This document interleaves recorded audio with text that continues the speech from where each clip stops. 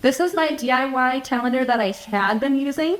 I've always wanted a DIY chalkboard calendar because my kids tend to come up and mess with the calendar I have now. That's what we're going to be replacing over there. So the first step is to coat thin plywood with this awesome paint from DecoArt. It's chalkboard paint.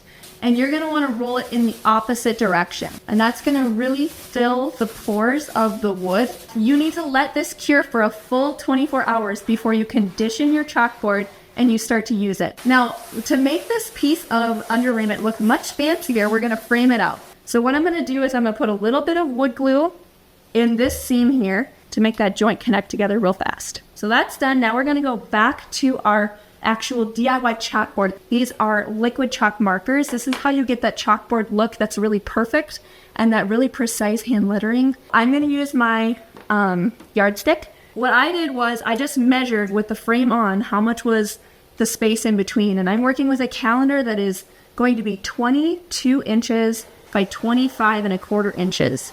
So kind of specific measurements. However, all I had to do was just divide that by 7 for the 7 days a week.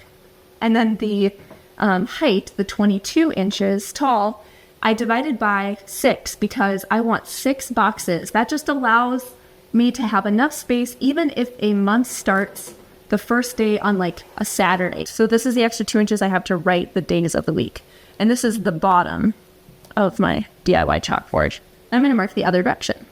Now we have our lines marked out and we are going to attach this to the frame. You want to make sure things are kind of lined up as best you can. Okay, so now we're going to put some wood glue along here and then we're going to staple it to our frame. So now I'm just using a stapler like this. So a staple gun like that. It's not a pneumatic stapler, it's just like the normal staples that go in. I'm going to put 2 staples there because that's right where the seam of our frame is. Before we flip it over, we have to put the hanging mechanism on. This is the top. So I'm going to measure the center. Look at this. Now I want to hand letter. So I'm going to write Sunday, Monday, Tuesday, Wednesday, etc. Totally up to you if you want to do like printed out letters, or maybe you have like a vinyl Cricut machine. You could totally do that as well. If you wanted, you could come in and do boxes for all the numbers. Bottom corner, upper left corner. I think upper left corner is probably the most common. So let me show you that. Let's walk around here and get this hung up on the wall. That looks so good. I really think this project turned out super great. To begin, I purchased a 36 by 48 piece of acrylic from Home Depot. To prep the piece, I covered all 4 corners with 2 layers of painter tape, measured up and over 1.5 inches, and marked. I then used a regular drill bit to slowly drill the hole into the acrylic, making sure not to crack it. This will come in handy later. Making a rectangle, I measured up from the bottom 2.5 inches and marked it. 6.5 inches from each side and down 8.5 inches from the top. I used painter's tape to mark these measurements. Then, measuring 5-inch strips, I marked and taped off vertical lines and repeated this step for the horizontal lines.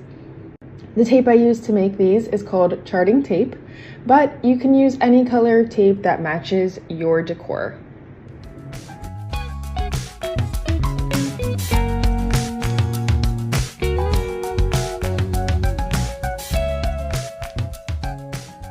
After all the lines were marked, I cut the excess tape off with an X-Acto knife and removed the painter's tape.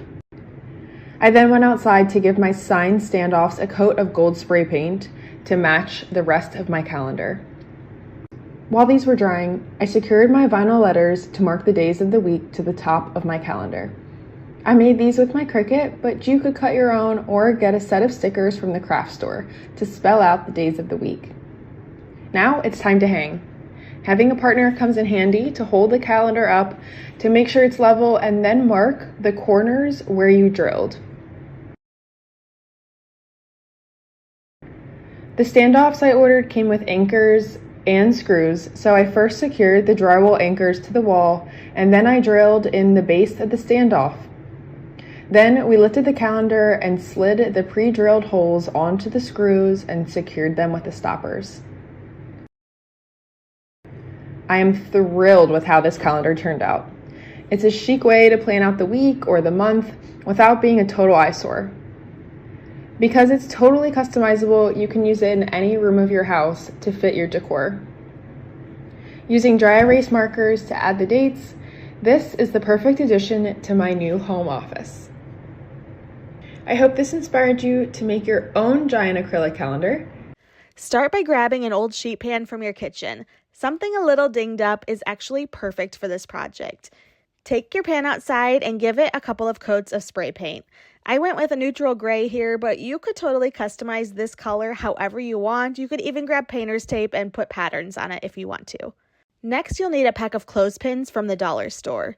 And for a quick painting hack on these, clip all of them along the edge of a cardboard strip, and it will be really easy to spray paint one side and then flip them over and paint the other side on all of them.